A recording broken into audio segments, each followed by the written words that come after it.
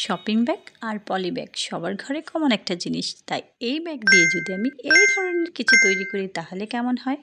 আসসালামু আলাইকুম এভরিওয়ান।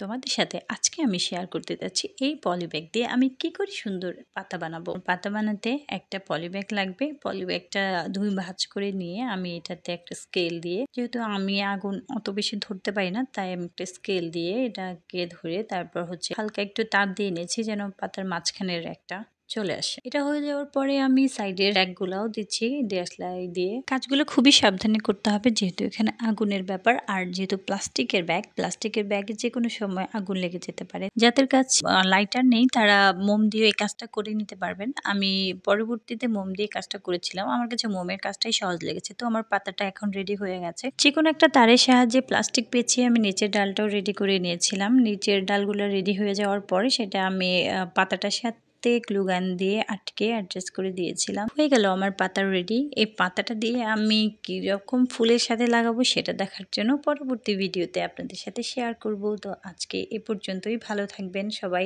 দেখা হবে পরবর্তী কোনো ভিডিওতে ইউনিক আইডিয়া নিয়ে।